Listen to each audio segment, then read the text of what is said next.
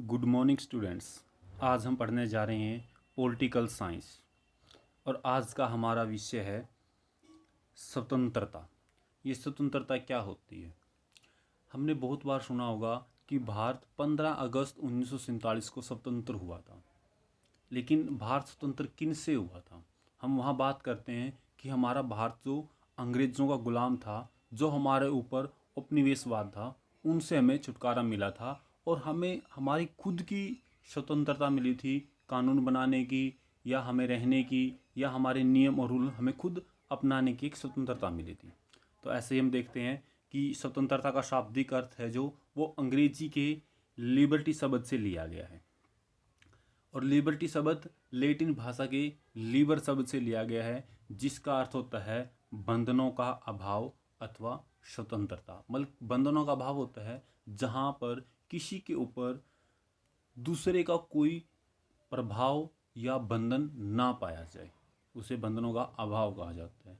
अर्थात स्वतंत्रता कि वो स्वतंत्र हो, उसके ऊपर दूसरों की कोई भी घटना और विचारधाराएं लागू ना होती हों।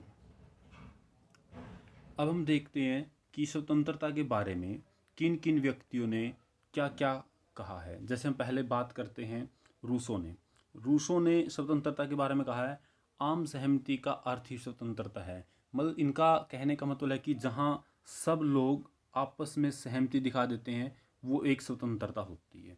जहाँ सभी लोग मान लेते हैं कि हम एक नियम पर, एक फैसले पर सारे के सारे सहमत हैं, इसे उन्होंने स्वतंत्रता माना है। दूसरा है पोलार्ड के अनुसार स्वतंत्रता का निवास समानता में होता है। जहाँ लोगों को एक समान व्यवहार करने की छूट हो या वहाँ पर समानता दी जाए तो वहाँ स्वतंत्रता होती है। ये पोलार्ड के द्वारा कहा गया था। फिर था हमारा मैकेजनी के द्वारा अनुचित स्थान पर उचित पाबंदियों की स्थापना। यह बताया गया कि जहाँ पर कोई कार्य करने के लिए सही नहीं है या कोई विरोधी कार्य है, उसके ऊपर जो पाबंदियाँ लगाई जाती हैं वो भी हमारी स्वतंत्रता होती है।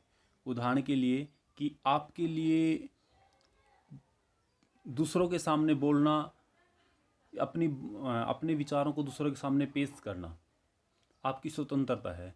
लेकिन यही स्वतंत्रता अगर सामने वाले की बात की हीनता करती है या उनको कष्ट पहुंचाती है, तब आपकी स्वतंत्रता को छीन लिया जाता है। इस प्रकार की बात उन्होंने कही थी।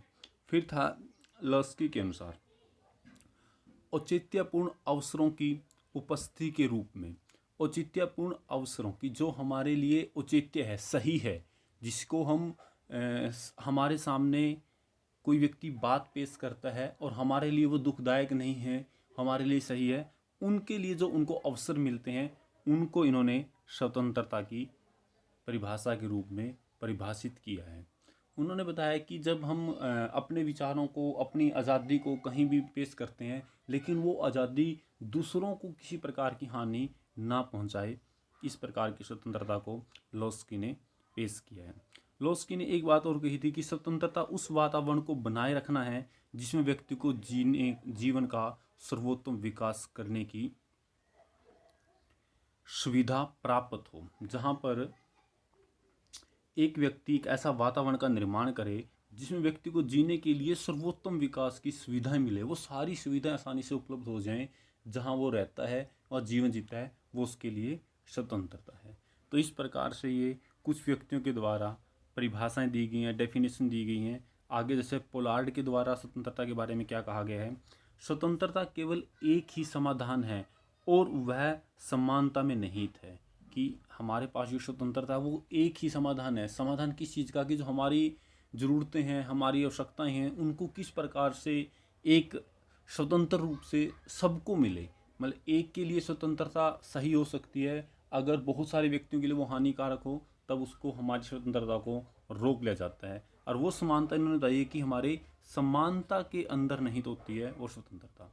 स्वतंत्रता के बिना समानता कुछ लोगों की उत्कीर्णता में बदल जाती है। मतलब जहाँ एक दूसरे के विरोधी भाव को पेश किया जाता है, वहाँ उसके रूप में इसको बदल दिया जाता है। बाद हम देखते हैं कुछ और डेफिनेशन जो कुछ व्यक्तियों के द्वारा यहाँ पेश की थी, लोक के द्वारा थी।